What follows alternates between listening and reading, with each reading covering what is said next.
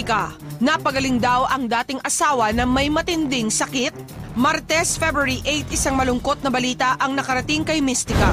Na yung ama ng anak ko, na I haven't seen him for a long time, meron pala itong talagang karamdaman daw. Kasi 2 doktor na daw yung pinuntahan niya na colon cancer daw yung sakit. Patingin sa mga doktor, yung sinabi nga sa akin na meron ako sintomas ng colon. Since then, parang nawalan ako ng pag-asa. Pinakuha ko na talaga whether he likes it or not. I didn't have any choice. Sa sumunod na araw, labis na naging emosyonal ang singer sa kanilang muling pagkikita ni Romy.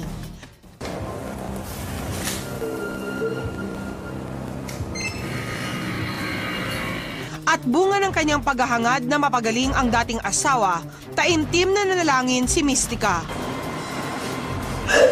Lord, pagalingin mo siya. Nakita ko yung itsura niya talaga. Talagang walang-wala na. Hopeless na yung kanyang Lord, sabi ko, I don't have any choice anymore. Just please give me the power to heal my son's father. Tapos mamaya't-maya, biglang parang nag-crack ito, parang nag-fracture.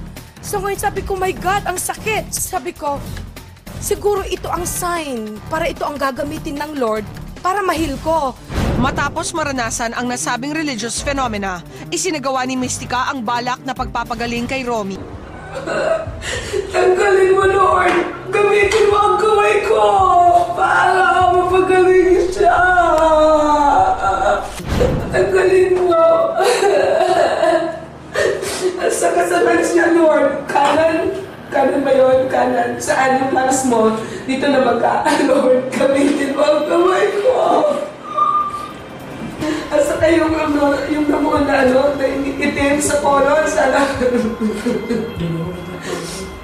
Nawakan yung mga parting sakit sa akin.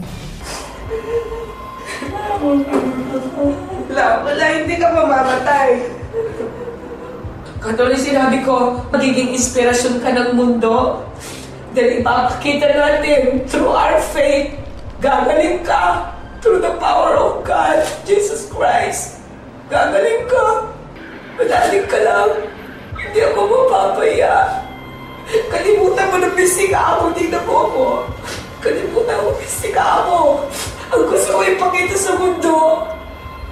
Gumaling ka. Dahil sa miracle ng God. Okay? Dahil sa pamamagitan dito, ginamit ng Lord yan. Kaya mo. Ngayon, yung number 1 na healer, ang Lord. Nagamitin niya ako para mahil ka. Pero ang number 1 na magpapagaling sa'yo, Jesus Christ. In the name of God, kamay niya to. Kamay niya to. Dahil akong gagamitin niya, hindi ko kayo pabayaan. Gusto ko umiyak, pero paglalabanan ko ito, dahil hindi pwedeng umiyak ako. Dahil kung umiyak ako, ibig sabihin sumusuko ako. Ha? Magmula ngayon, sabi ng Lord, I will wipe away your tears. Ang Lord, nakita niyo kung anong nangyari sa Kanya, binigay niya lahat. In the name of God, matatanggal yung sakit mo. After that, parang nagkaroon ng pagbabago ba? Medyo hindi naman actually nawala kagad. Parang nabawasan. February 11, para masiguro ang pagaling ni Romy, muli silang kumonsulta sa doktor at nagulat si Mystica sa diagnosis nito. Oh, okay naman. Okay po yung Thomas. Praise God. Praise God. Praise God. Pangiti na ako kasi sinabi ng doktor na okay ka na, wala nang sakit, wala na lahat. Praise God!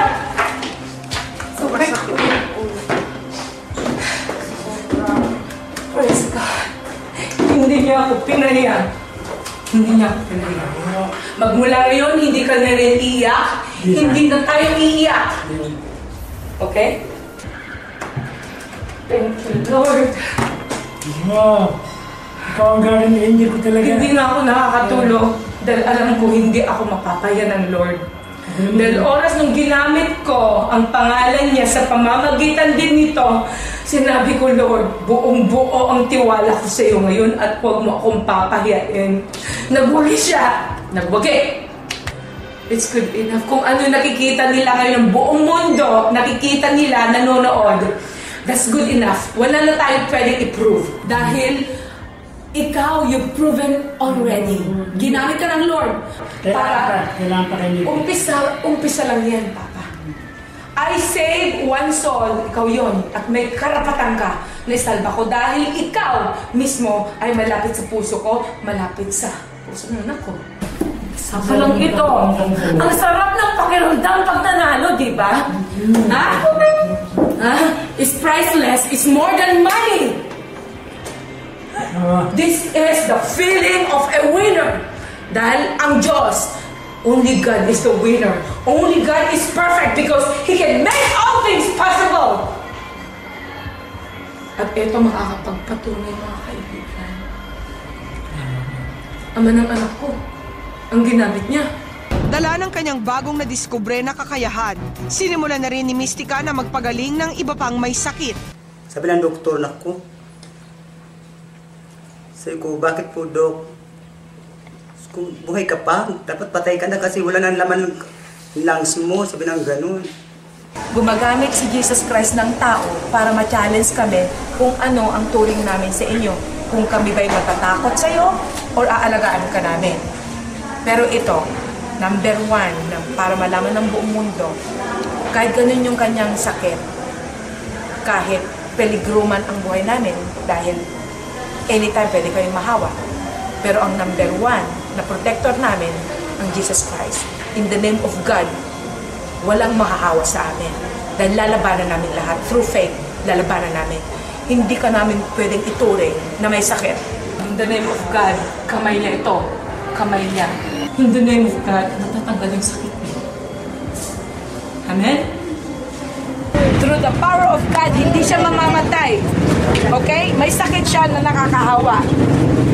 Pero ako sinubukan ako ng Lord. Kung kaya ko ba na harapin ang isang tao na katulad niya na may sakit. Sabi ko, Lord, handa ako. Dahil hindi ako natatakot. Ako magsasave sa Kanya. Dahil ako mismo ang magpapatunay sa buong mundo na ang Lord ay nandyan dahil siya mismo ang gagabay sa akin. Ginamit ako ni Jesus Christ para ipakita na ang kanyang sakit ay hindi makakahawa kahit sino. Huwag kayo mawala ng pag-asa. Habang may Diyos na tumutulong, tulungan nyo rin ang sarili nyo mabuhay pa. Pagtulungan tayo, Nikki. Ako susuko. Pagtulungan Kung tayo. pinagawa ako ng paraan, gumaling lang ako. Kaya ikaw ang pinili ng Lord. Dahil ginagamit ka. Kaya ako rin ang pinili ng Lord. Dahil ginagamit niya ako, Nikki. Hindi na basta-basta itong nangyayari. Tandaan mo, ha? Po. Hindi na basta-basta itong nangyayari. Isipin mo na blessing ang nangyayari. Buti naman ang gamin. Blessing ang mga nangyayari. At kailangan magpasalamat tayo. At tayong pinipili niya. Tayo ang pinili. Kahit mawala ang pera ko, Nikki. Kahit mawala rin ang trabaho ko. Ha? Dahil wala rin silbi ang pera. Kundi Buhay. ang buhay mo. Lalong-lalo na ang soul mo. Kahit may buhay ka, kung wala ka ng paniniwala sa Diyos, Wala. katumbas din yun, wala ka ng soul. Wala. Diba? Pinadala ako ng Lord para isave ang soul mo. Diba? Nakikita natin. Pakiramdam ko nakatulog. Tama. Araw-araw maraming nababatay. Araw-araw may mga na-aksidente. Araw-araw may nawawala. Lahat nakatakda yun, Nikki. Tayo, habang nandito pa tayo sa mundo, tanggapin natin kung ano binigay sa ating role ng Diyos. Gamitin natin kung ano ang binigay sa atin. Diba? Kung tayo ginamit para buhayin lahat ang paniniwala ng lahat. It's all about sa paniniwala natin sa Diyos. At hindi natin pwedeng ikahiya ang pangalan niya. At ikaw ang magpapatunay sa kanila. Ikaw, dahil ikaw ang ginamit ng Lord. Ginamit lang ako na instrumento para makilala siya. Pero ikaw ang ginamit niya para sa akin din, para ma-improve ko siya. Patunayan natin, ha? In the name of God, wala ka ng sakit. Magmula ngayon, wala ka ng sakit. Wala na. Okay naman ang pakiramdam ko. Tama. Hindi, yun nga. Sabi ni sa akin ni Ma'am Mystica na, in the name of God, wala kang sakit. Sabi ko, opo. Tapos nung dumating na yung result nga na pumunta kami ulit, tumawa yung doktor. Ay, nawala yung sakit mo dito.